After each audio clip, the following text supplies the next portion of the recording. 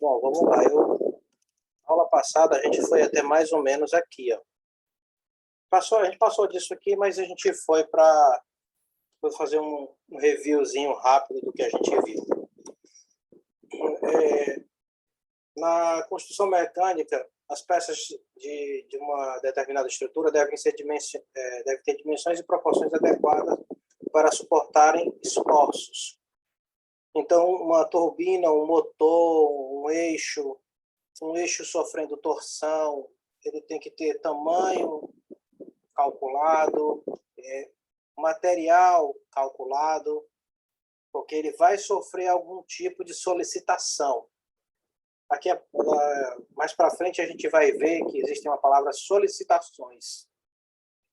O que acontece quando a gente está solicitando alguma coisa? Alguém liga para você e diz assim, eu solicito sua presença, porque há necessidade que você esteja lá. Então, uma solicitação é pedir que aquilo venha. Então, quando a gente aplica uma força, a gente tem que solicitar uma resistência. Não à toa o nome da disciplina, né?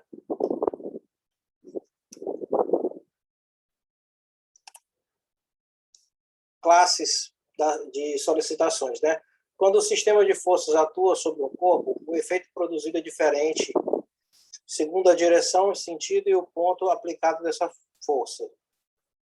Os efeitos provocados em um corpo podem ser classificados em esforços normais ou axiais. Axial normal é porque ele é aplicado perpendicular a um plano. E axial é porque ele está atuando no eixo. Eixo.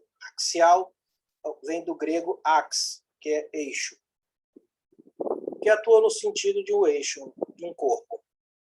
E em esforços transversais, que atuam na direção perpendicular. Entre os esforços axiais, nós temos a tração e a compressão. E os transversais, nós temos o cisalhamento, a flexão e a torção. Fazer torção. Quando as forças agem para fora do corpo, tendendo a alongá-lo no sentido de linha de aplicação, a solicitação vai ser uma tração, a gente puxa. E quando é o contrário, tentando encurtar ela, é uma compressão. Os exemplos mais clássicos, né? Na aula passada eu mostrei aqui a história da perna da mesa, né? Que se você botar um peso bem grande, a mesa ela tende a sofrer compressão e se for uma perna de madeira, por exemplo, ela vai tender a ser esmagada, os seus átomos ali dentro vão ser esmagados, e como matéria não sobrepõe matéria, ela tende a dar uma engordadazinha. Em alguns casos, a madeira é tão dura que ela não engorda, ela simplesmente enverga e quebra. Mas, a princípio, em escala microscópica, ela dá uma engordadazinha. Um cabo puxando um determinado peso, o cabo ele pode esticar e afinar a sua área. Um sistema de roldanas, ele pode sofrer flexão se a gente tiver uma carga, né, um cabo. Esse tipo de sistema aqui é muito comum naquelas fábricas de pedras de mármore, né? Que os caras têm um trilho, a mais linda do mundo, você entrar numa marmoraria. Tem uma ali perto da BR que eu já entrei, achei lindo. É um sistema desenhado mais ou menos como esse que está aqui, passa pelo teto do galpão, aí ele vai lá na ponta, ele pega uma pedra gigante, ele levanta essa pedra, é um negócio incrível, uma força incrível. Aí ele levanta a pedra, vai até a máquina de corte, a máquina fatia a pedra, deixa ela bem lisinha, o mármore, aí a própria máquina levanta aquela fatia e bota ela pendurada lá num local próprio. É interessante isso aqui. E aguentar a carga é mais impressionante ainda. Cisalhamento é quando, eu já tinha falado, né, na aula passada, cisalhamento é quando os átomos vão escoar. que acontece quando os átomos escoam. Imagina que eu tenho aqui, ó,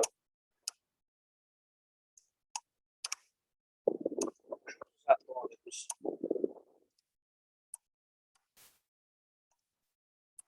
Átomos. E aí eu aplico uma força nesse sentido e aplico uma força nesse sentido. O que vai acontecer? Esse átomo vai ser puxado, esse vai ser puxado, esse vai ser puxado, esse vai ser puxado, esse vai ser puxado, esse vai ser puxado, esse vai ser puxado. Note que eles estavam assim, ó, organizados assim. Agora eles estão organizados assim. Até um certo ponto, os átomos permitem esse escoamento. Depois de um certo ponto, esse escoamento se torna tão crítico que a peça rompe e quebra. O efeito de cisalhamento também é conhecido como rasgo. Os átomos se descolam tanto, escoam. Você vê o átomo ele escoar igual água, né? Ele percorre um percurso e aí chega um ponto em que ele não aguenta mais e quebra. Eu me arrependo até hoje de não ter batido a foto, mas a gente teve um caso lá no laboratório que foi mais ou menos assim. Um aluno tinha que fazer um determinado trabalho lá numa prensa hidráulica. Era uma prensa de acho que é 20 toneladas de pressão. E ele colocou a peça lá e a prensa hidráulica ela tem um parafuso, né? Que dá um determinado grau ali para ele, de tamanho. E aquele parafuso, ele tem assim, em número de voltas, ele tinha mais ou menos assim umas 10 voltas, né? Um sem fim ali, de uma rosca, que dava mais ou menos umas 10 voltas. É aconselhável que você não coloque aquele negócio muito para fora, a não ser que você vá aplicar pouca pressão. Mas que você use calços, né? Você aplica a pressão, deixa 3, 4 dentes para fora. Tem 10, deixe 3, 4 dentes para fora. Nunca mais do que isso. 5 já é 5 tem 10 dentes. Botar 5 dentes para fora é arriscado, ela pode quebrar. E aí o cara lá deixou 3 dentes para dentro e 7 dentes para fora. E foi até o máximo da prensa. Ele aplicou 15 toneladas. Ele não foi ao máximo porque ela não permitiu, né? Ela quebrou. E aí ele está aqui tacando 15 toneladas. O dente, os 3 dentes da peça, eles cisalharam, eles rasgaram. E para tirar essa peça foi uma briga. E o cara, a nossa sorte é que o Bonfim, que é o técnico lá da oficina, ele conseguiu soltar esse negócio com muito cuidado. E ele cortou onde eram os 3 dentes. E ela, de 10, agora tinha 7 dentes para fora. E ele disse, olha, deixa para fora 2, que agora está importado, né? A não ser que a gente comprasse outro, mas, comprar outro é sacanagem. E aí fica essa questão, né, da gente saber utilizar os equipamentos, né? Se você coloca 2 dentes, deixa só 2 dentes enganchados ali, aquele parafuso, ele vai escoar, ele vai romper, né? Acontece esse fenômeno aqui. O fenômeno da torção já é mais conhecido quando a gente trabalha com eixos. Um eixo de motor, né? Às vezes quebra, né? Eixo de motor, porque você dá um torque para ele, você dá uma torção nele e o metal não está em alguma situação adequada, ele quebra. Também acontece em alguns tipos de engrenagem, dependendo da distância, dependendo do tamanho, existe uma folga, né? Existe um delay, um atraso. Você gira aqui a peça, ela sofre torção, daqui que esse movimento se transmita por toda a peça e vai chegar lá na frente, existe um delayzinho. Peças muito longas, você consegue perceber isso. Peças curtas, não. Peças muito longas, dá para perceber. Vários tipos, né, de solicitações, né? Nós temos aqui solicitações de momento, de movimento, de forças. A gente falou sobre forças, né, da outra aula. A gente discutiu um pouco a questão das forças, né? Vetor, o que é o vetor? O vetor é um elemento matemático que ele tem direção e sentido. Sentido, se ele está indo para cima ou para baixo, esquerda, direita. Direção, se ele está na horizontal, na vertical, se ele está inclinado, tá? Se ele está da esquerda para a direita, da direita para a esquerda. A gente fez esse exercício aqui, né? Eu mostrei a questão dos senos e do cossenos, como é que a gente chega na questão do seno e do cosseno. Para o seno, é só lembrar de cateto oposto sobre hipotenusa.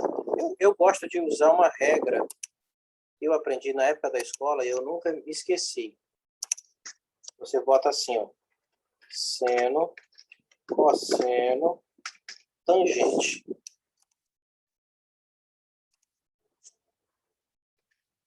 Cateto oposto.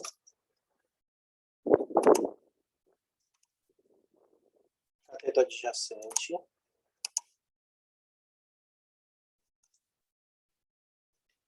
Cateto oposto sobre cateto adjacente. O seno, é sempre pensar seno, cosseno, tangente. Nessa ordem. E lembrar que a tangente é a fusão desses dois caras, né? A tangente é a fusão do seno com o cosseno, né? A divisão de um pelo outro.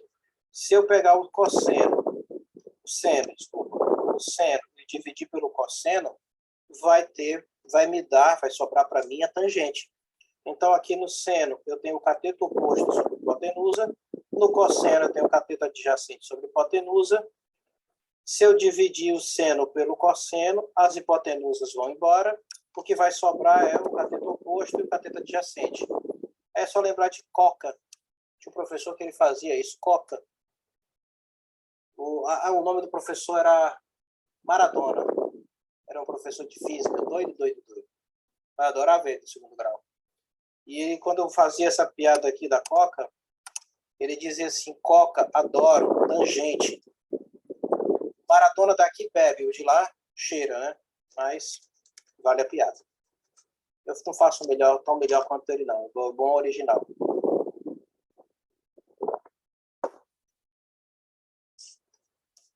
E aí, a gente tem aí essa questão de senos e cossenos. Tem como decorar isso aqui bem facinho.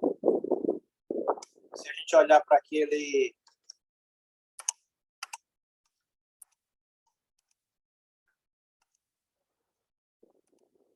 olhar para esse triângulo aqui, ó, a gente facilmente identifica quem é quem, tá? Cateto oposto,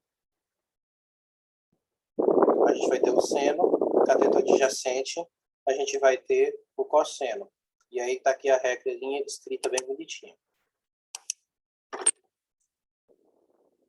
A gente fez uma questão dessa, né? Essa questão aqui é o que a gente chamaria de questão de decomposição de forças. A gente tem uma força aqui, ó, e a gente só está preocupado com essa força em Y.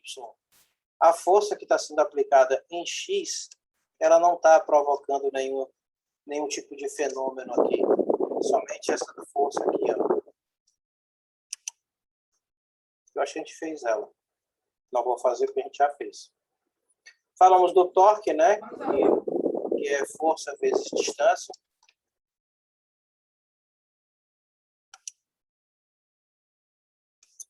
As convenções, a somatória das forças em X por convenção, para ficar mais fácil para a gente.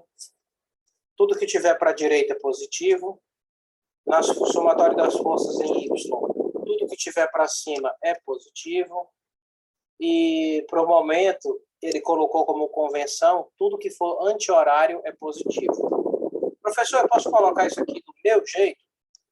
Pode, tá? Não vai, o cálculo não vai sair errado.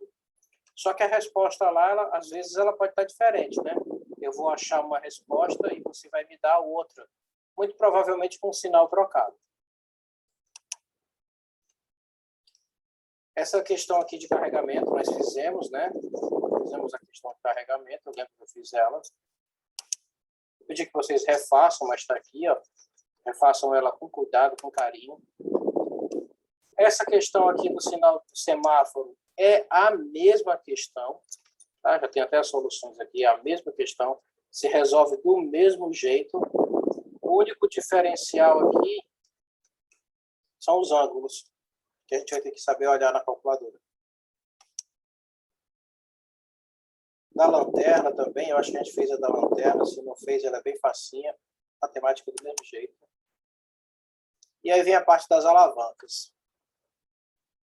A alavanca é uma barra colocada sobre um apoio, chamado fulcro, ou ponto de apoio, de forma que a distância entre o fulcro e uma das extremidades da barra seja maior que a distância entre o fulcro e a outra extremidade.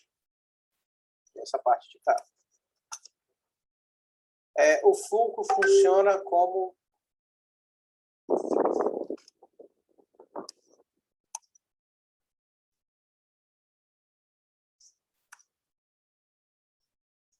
só um segundo, pessoal. Uma trava aqui. Vocês estão me vendo? Normal aqui. Por que a minha imagem congelou? Agora sim. Heber, está me vendo? Sim, estou. Claro, vocês estão com...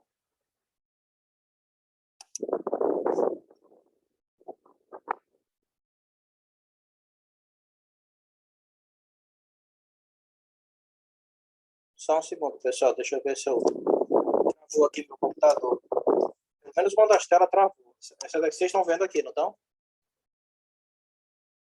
Eu estou vendo Sim, normal aqui. Ah, deixa eu Agora ver. sumiu. Espera aí. Pode ser a internet, tá? Só um minutinho. Agora eu tô te vendo. Tá mexendo? Tá? Tá? Fala. A minha imagem está congelada aqui. Do jeito que eu tô com sorte, vou mostrar. Não sei se eu mostrei isso aqui para vocês. Semana passada, meu celular morreu. Eu não estou vendo, tá? Vocês estão dizendo que estão vendo, então acho que vocês estão vendo aqui, ó. Estamos sim. Certo? O Moto G. Morreu. Morreu de morte morrida. Aí, eu tenho uma grande amiga, que o marido dela era dono do restaurante, e ele comprou um monte desses celulares aqui, ó, para servir de comanda, para botar comanda, né, para fazer pedido das mesas.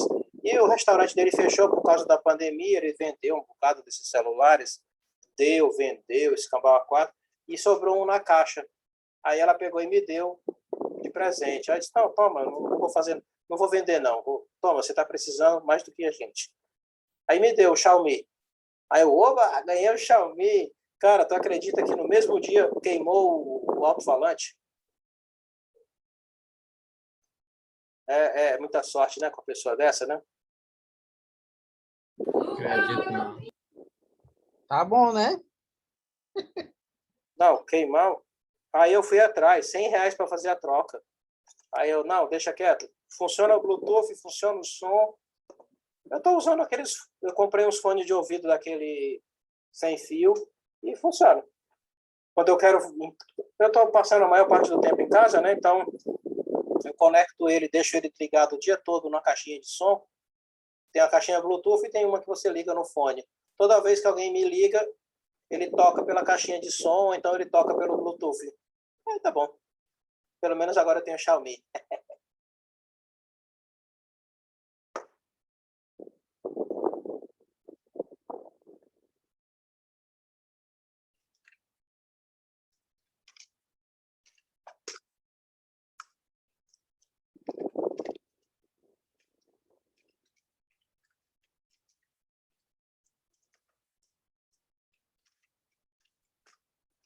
Bom, vamos continuar. A minha imagem está travada. Vocês estão dizendo que estão me vendo, então Beleza. Aqui tá tudo normal, professor. Aqui, normal, normal. Depois eu vou reiniciar antes da outra aula e vou ver o que se melhora. Oi, voltei! Agora tá me vendo. Era só alguma trava. Mas tá bom. Então vamos lá. Então, a gente tem aqui... eu esqueci o nome, mas eu acho que era Arquimedes. Eu tenho quase certeza que o filósofo aqui era o Arquimedes. Peraí, deixa eu ver aqui. Agora eu fiquei na dúvida também. Ele disse assim, ó. Dá-me uma... Ali, ó. Dá-me uma alavanca e moverei o mundo. Vamos ver quem disse. Arquimedes. Ah, eu ainda sei um pouco de história. Dá-me uma alavanca e um ponto de apoio e eu levantarei o mundo. Então, o pensamento do nosso amigo Arquimedes é isso aqui, ó. Dá-me uma alavanca e um ponto de apoio, o fulcro, e eu posso mover o planeta Terra. Se você me der um ponto de apoio, um local onde eu possa me segurar, e uma alavanca grande o suficiente, eu posso mover a Terra de lugar. Tecnicamente, o que ele quis dizer foi isso. Então, baseado nesse princípio, a gente nem percebe, mas a gente usa isso no dia a dia de diversas formas. Vamos acompanhar algumas. Por exemplo, né, os tipos de alavanca que a gente tem, né? Alavancas de mesma força, né? Ó. A gente tem aqui, ó, alavancas que estão distribuídas igualmente. Nós temos alavancas em que a força aqui ela é maior do que a força do lado de cá. Ó. Essa força aqui, ó, tá vendo? Ela é maior do que essa força. Só que a gente tem uma área muito menor aqui, né? Um comprimento, uma distância muito menor aqui. Isso vai provocar o quê? Equilíbrio, né? Então, a gente tem aqui a parte de equilíbrio. O alicate, né? Eu tenho um aqui guardado por aqui. O alicate. Esse alicate, ele não é à toa que ele tem uma grande área aqui, ó, um grande comprimento aqui e um pequeno comprimento aqui. Se a gente pegar esse cara aqui, ó, por esse ponto e apertar e colocar um dedinho aqui, eu tenho a pena do dedo, vai gritar de dor. Mas se a gente tentar fazer o contrário, colocar a mão aqui, tentar apertar por aqui, ó, nem querendo, ó, nem machuca, nada. A gente não tem força suficiente, a gente não tem torque suficiente, não tem como a gente transmitir um torque daqui para esse. Em contrário, se eu fizer a mesma coisa para cá, se eu fizer seria burrice, né? Mas se a gente fizer aqui, ó, já dá para sentir que dói para caramba fazer isso aqui. Por isso que o alicate é um elemento de alavanca. Outro exemplo. Os de segunda classe, quando a gente faz um apoio numa extremidade. Aquele famoso quebra-nós, né? Carrinho de mão. Olha que o carrinho de mão, a gente tem uma grande quantidade de carga no meio do caminho e a gente tem o operador levantando aqui, né? Baseado num ponto de apoio. Ele consegue... Aqui a gente tem aqui, ó, como ação e reação. A carga ser muito grande, mas dependendo dessa posição aqui, ele consegue levantar ela de boa. Existe um outro modelo de carrinho em que ele se baseia nesse tipo de configuração, em que a roda fica um pouquinho mais para trás, um pouquinho mais para o meio, dando mais equilíbrio para o operador. E muita gente não percebe, né? Mas também tem esse terceiro tipo de carga aqui, ó, em que você tem aqui o ponto de equilíbrio, uma carga intermediária aqui, ó, e uma força não muito grande, mas com essa distância muito grande aqui, ó, nós temos uma distância pequena aqui, ó, que seria esse ponto A para cá, E nós temos aqui uma pequena carga, porém uma distância muito grande, que é a questão do braço, né? É por isso que a gente vê aqueles marombeiros na academia. Não sei se vocês já prestaram atenção, se já tiveram a oportunidade de conversar com alguém da área da educação física, mas o cara, quando quer ganhar massa muscular, quer ficar com o braço bem bonitão, toradão, os caras não levantam 100 quilos, não. Você vê o cara na academia com aquele corpo monstruoso, com um pezinho de 5 quilos. Aí ele pega aquele peso de 5 quilos e ele faz 30, 40, 100 repetições. Enquanto tem um imbecil do lado tentando levantar um peso de 50 quilos e ele só consegue fazer 3, 4. Porque no instante ele estressa o músculo. A ideia aqui é que a gente consiga estressar tanto o músculo que ele se desenvolve graças a esse estresse. Então, olha a nossa física, olha a nossa regra da alavanca sendo aplicada aqui. A gente tem um de apoio, que é o cotovelo. O músculo vai fazer o papel de puxar a uma distância curta. Esse músculo aqui, ele tem a função de puxar esse sistema aqui, né? Ele puxa esse sistema completo aqui. E essa distância aqui com o peso na ponta vai ser a contraforça, né? A gente tem a ideia das pinças, né? Tem várias ideias aqui. Então, a lei da alavanca, ela dá isso aqui, ó, igualdade de torque, ou seja, o torque, pela lei da alavanca, né? O torque que eu tenho de um lado, ele vai ser igual ao torque que eu tenho do outro lado, para a gente ter equilíbrio de torques e forças. Se a gente não respeitar esse equilíbrio de torque, uma das forças é dominante. Ah, Paulo, como é que eu posso representar isso aqui, por exemplo? Nessa brincadeira aqui da gangorra, como é que a gente consegue quebrar essa regra? Se a gente colocar um gordinho aqui e aqueles magos de ruim aqui, tá? Colocar um mago de ruim aqui e colocar um gordinho, a gente consegue quebrar a regra. Se a gente pegar esse sistema aqui e colocar ele preso, por exemplo, numa prensa hidráulica, a gente consegue aplicar a regra contrária. Logo, isso aqui, a regra da alavanca, ela só vale se a gente tiver o caso do equilíbrio. A gente precisa ter, ó, lei da alavanca, igualdade dos torques, ou seja, o torque que eu tenho do lado tem que ser igual ao torque do outro. Lembrando que é torque, força vezes distância. Então, força vezes distância de um lado é igual a força vezes distância do outro lado. Esses dois têm que ser iguais. E aí tem aqui tem essa animaçãozinha aqui. A gente pode fazer um monte de conta aqui para poder achar o valor do A, do B e do C. E aqui está descrito as distâncias em centímetros, né? E ele pede para você determinar a massa. Você tem 20 gramas aqui, com uma distância de 4. Aqui temos uma distância de 8. Qual é o valor do A? Pela lei das massas dá para fazer, né? Vamos ver se a gente consegue resolver isso daqui. Pela lei das massas, eu vou ter 20 vezes 4 é igual a 8 vezes A. 20 vezes 4 dá quanto? Dá 80. 80, vou pegar aquele 8 e passar para baixo, né? Então, 80 dividido por 8 é igual a A. Dá quanto? Quanto é que vale o A? O A vale 10. Pronto, a gente já tem o valor do A que vale 10. Se eu tenho 20 peso para cá e 10 para cá, qual é o peso resultante que eu tenho aqui nesse sistema? 30.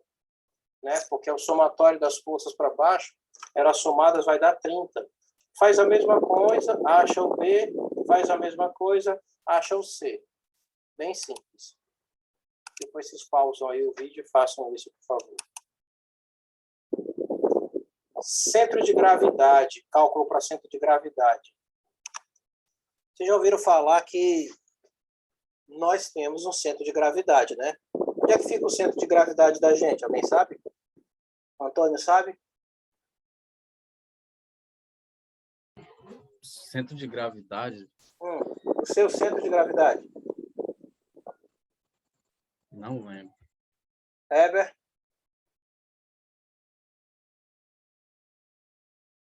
Centro de massa, né, não?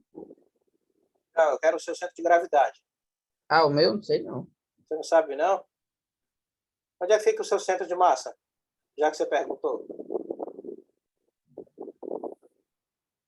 Sei, ó. Sei não. Vai gostar da resposta. Eu ouvi isso outro dia, eu tenho que contar essa piada, senão eu vou explodir. Fica no umbigo. O certo é umbigo, mas o cara falou umbigo, eu achei engraçado. Eu sou meio retardado. Mas isso a gente em pé e a gente sentado. Pô, aí não dificulta, né, Antônio? Não dificulta, Júnior. Pelo amor de Deus, Júnior. Mas dá para calcular, certo? O centro de gravidade o centro de gravidade a gente vai fazer um somatório dos pesos baseado nas posições. Quando a gente está em cima de uma moto, o centro de gravidade ele vai ser uma distribuição das massas, da massa do corpo e da massa da moto. É por isso, e o centro de gravidade, numa moto, ele fica mais ou menos na região da barriga também. É por isso que quando você rebaixa a moto, o seu centro de gravidade ele não muda tanto. Na verdade, ele muda, ele não muda, ele não como um todo. Porque como você só tirou a altura das rodas, né, cortou as molas e fez o rebaixo da moto, ela ficou rebaixada, o seu centro de gravidade ele vai se deslocar, ele vai bater bem aqui em cima, ó, na altura do peito. Aí você vai dizer assim, mas professor, qual o perigo disso? Não vejo perigo nisso. É tão bonito uma moto rebaixada. Pois é, mas vamos lá. Se o teu centro de gravidade estava mais ou menos aqui no umbigo, aí você faz uma curva, dá uma de Valentino Rossi, que faz uma curva, ela foi feita, ela foi pensada, ela foi projetada para que o seu centro de gravidade fosse ali e que você pudesse executar uma curva com perfeição. Se o teu centro de gravidade mudou e veio para o peito, na hora que tiver uma curva, vai existir uma força que estava lá no meio e que agora subiu, está aqui na altura do teu peito, do teu pescoço. E na hora que você fizer a curva, ela vai tender a levantar a moto e te jogar para andar em linha reta. Aquilo que a gente falou na aula passada de sair na tangente. A tendência de sair pela tangente é incrível. É por isso que essa galera que anda com moto rebaixada, quando faz uma curva, passa reto. Porque não tem como. O centro de gravidade dessa pessoa foi alterado. Né? E a gente pode mudar o centro de gravidade. Por exemplo, duas pessoas na moto, o centro de gravidade muda. Se você carregar algum peso na moto, o centro de gravidade muda. Tá? E é feito por essa equação aqui, ó, somatório das massas com as posições. Olha que coisa interessante, ó, numa circunferência aqui, ó, é o baricentro que está ali, ó, um cubo. Mas olha numa pirâmide aqui, num cone, está lá embaixo, ó. Não está no meio, está lá embaixo. Ó. Por quê? Porque a gente está distribuindo, a gente está fazendo o equilíbrio aqui, ó, proporcional. Se eu pegar esse cara bem aqui, ó, e calcular quanto de massa tem para cima e quanto de massa tem para baixo, esse é o ponto onde eu vou estar bem no meio. Eu vou ter lá 2 kg para cima e a partir desse ponto eu tenho 2 kg para baixo. Se eu tiver 4 kg de massa ocupando esse tipo de volume.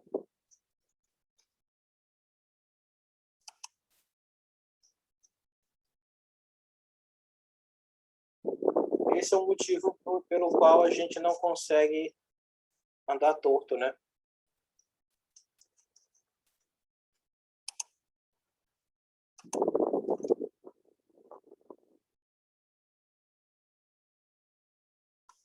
Aqui ele pede para classificar o tipo de alavanca, qual é a força, baseado nisso que eu falei, vocês vão fazer aí, e calcular a força necessária para manter isso aqui em equilíbrio, né? Qual é a força necessária para manter isso aqui em equilíbrio? Tanto esse quanto esse. Vamos pensar aqui.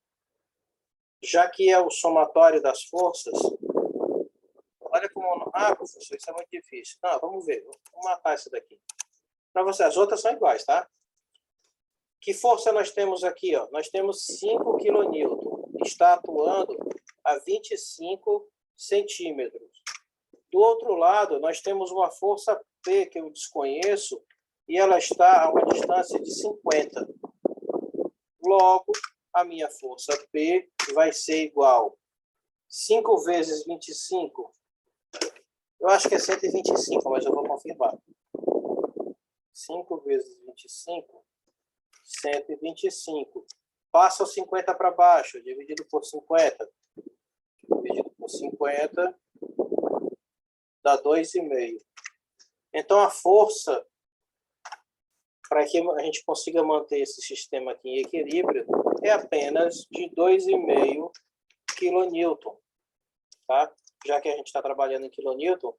Ou seja, se eu tiver um grande peso aqui, olha que interessante, eu tenho um grande peso aqui, eu só preciso da metade do valor desse peso para poder manter esse cara em equilíbrio. Então, vamos supor que eu consiga levantar 80 quilos. Se eu colocar esse sistema em prática, com uma distância mais ou menos assim, eu consigo levantar, nessas condições, o dobro de peso. Ok? Regra da alavanca. Carrinho de mão lá, vocês dão uma olhada depois lá na história do carrinho de mão. A história de mover o mundo, né? 10 kN aqui, ó, é uma força que está para cá, né? A gente tem uma força 10 kN para um lado e a gente tem essa força P para cá. Qual é a força necessária para poder mover essa pedra? A gente tem aqui, ó, essa força vezes a distância, essa força vezes a distância. Façam esse cálculo e depois me digam quanto é que dá essa força. Tem aqui também, ó, vai dar o mesmo cálculo que eu acabei de fazer aqui em cima, tá? Olha a culinária entrando nas nossas vidas. Aquela maquininha de fazer purê de batata, que a mãe da gente adora, as mulheres da gente adora, e para quem for, que nem eu, fã da culinária, também adora.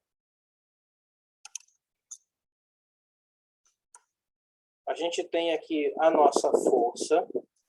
Que força a gente tem que aplicar se a gente sabe que a batata tem uma resistência de 100 newtons? Aí vocês vão dizer assim, professor, como é que o cara mediu isso aqui, 100 newtons? Faço a menor ideia, mas muito provavelmente você pode colocar isso aqui, por exemplo, numa prensa hidráulica, né? Você coloca lá uma batata dentro de uma prensa hidráulica e aplica uma determinada pressão. Aquela pressão que começar a esmagar, você vai aplicando pressão e ele vai, é igual um manômetro, né? Ele vai subindo a pressão e não sai nada. Vai chegar num ponto em que ele começa a sair alguma coisa. Ali a gente conseguiu romper o equilíbrio. O mesmo cálculo que eu fiz lá em cima, a gente consegue dizer que sistema é esse aqui. 100 vezes 8 dividido por 12. Façam aí, vai dar certo. Tensão, deformação. Chegamos na parte mais legal. Parte de tensão e deformação. Carga axial. O que é tensão e o que é deformação? Primeiro, o que é tensão? Tensão, estou tenso? Não. Tensão é força sobre área. Força, a gente sabe que é dado em Newton. Área, qualquer coisa ao quadrado. No caso, metro ao quadrado, milímetro ao quadrado, centímetro ao quadrado, pé quadrado, polegada quadrada, qualquer unidade de medida, de comprimento ao quadrado. Então, tensão vai ser a força que eu vou aplicar sobre uma área. A gente também conhece isso como pressão. Pressão também é dado por força sobre área. A gente também pode dar essa relação para ela. Aqui as unidades. Por exemplo, uma barra circular, ela tem 55 milímetros de diâmetro. É tracionada com uma carga de 36 kN. Determine a tensão normal. Normal significa que ela está saindo perpendicular. Vou botar aqui. Ela está saindo perpendicular ao nosso eixo. Se ele disser axial, significa que ela está saindo para cá, ó, junto com o ax, né, com o eixo é para fora. Como é que a gente vai calcular isso? A primeira coisa que a gente tem que calcular é a área. A única coisa que ele deu foi o diâmetro, né? Então a gente vai usar a velha fórmula do πr2. Lembrando que o π é 3,141516 e daí para frente eu não lembro. 25 porque é o raio ao quadrado e essa é a nossa área. Logo a tensão, ela é o quê? Força sobre área. Qual é a força? 36. Então, vou pegar 36 e dividir por esse número aqui. E aí a gente vai obter megapascal, tá? Olhando aqui, ó, as unidades, tá?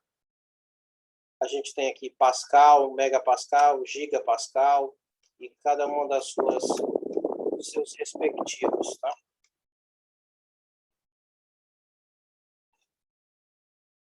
Diagrama de tensão por deformação. Vamos pensar nessa pecinha aqui, ela é chamada de corpo de prova. Vou mostrar para vocês. Corpo de prova. Ensaio de tração.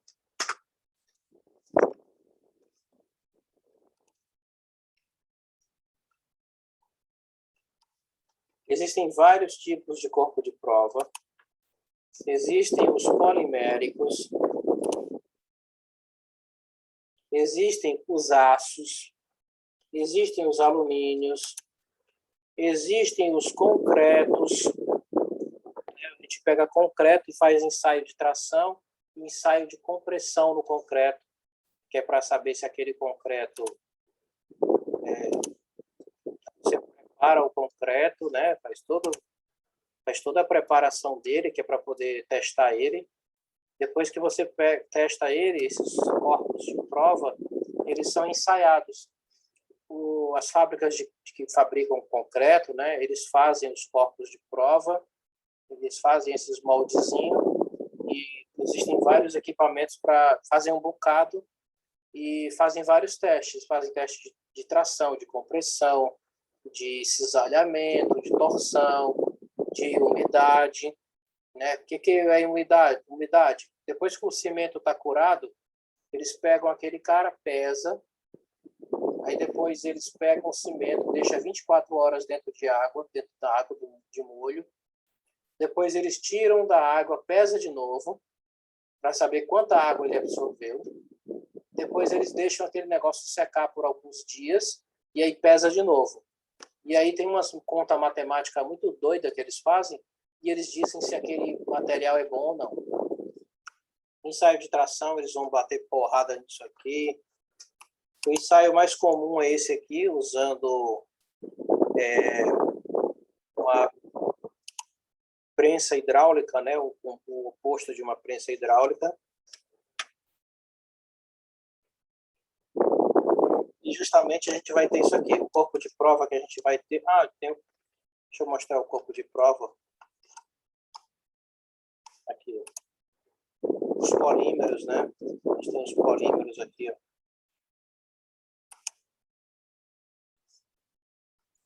Essa máquina, deixa eu ver qual que é essa daqui. Essa daqui é a que a gente tem lá na UFC. Ela é computadorizada. Você coloca o corpo de prova aqui na ponta, prende ele em cima, prende ele embaixo. Prova. Polímero.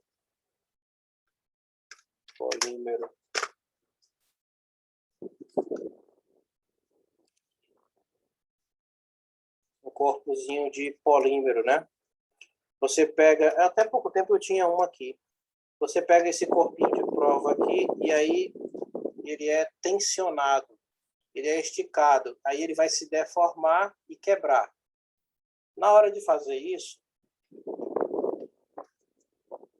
a gente vai observar, nesse corpo de prova, tem umas 4 ou 5 coisas que a gente tem que levar em consideração. A força que a gente está aplicando, o meio dele, literalmente, porque essa área da seção transversal ela vai diminuir, ou seja, ele vai escoar, ele vai ficar mais magrinho até ele romper, quebrar. E essa distância, e vamos prender 2 eletrodos aqui, ó, 2 garrinhas, para a gente poder medir a distância que ele sofreu deformação. Se a gente tem tensão, a gente aplica deformação. E aí a gente consegue um gráfico mais ou menos assim, onde a gente tem aqui, ó, se o gráfico sair desse jeito, o material é frágil. Se o gráfico sair desse jeito, o material é orgânico, é um exemplo. E se ele sair desse jeito, o material é dúctil. Desculpa. Exemplo disso aqui, plástico. Tá? Exemplo disso aqui, resinas. Note que a gente está dando aqui, ó, tensão, deformação. A gente deu muita tensão. Olha só, tensão, tensão, tensão. Vamos acompanhar aqui, ó, o gráfico da deformação. Ó. Temos uma grande quantidade de tensão e olha só, ele deformou bem pouquinho. Depois que ele passou dessa zona limite, ele rompeu. Tá? Já o material dúctil, não. Você deu um pouquinho de tensão, ele já deu uma deformada. Deu mais um pouquinho e deformou mais ainda. Foi deformando, deformando. Chega um ponto em que a deformação é maior do que a tensão. E aí ele rompe. Os materiais dúcteis, como aço, cobre e alumínio, são caracterizados por apresentarem escoamento, temperaturas normais, temperatura ambiente. Então, esses materiais eles são dúcteis, né? Depois vocês vão pesquisar para mim o que é dúctil. O que é dúctil e o que é considerado frágil.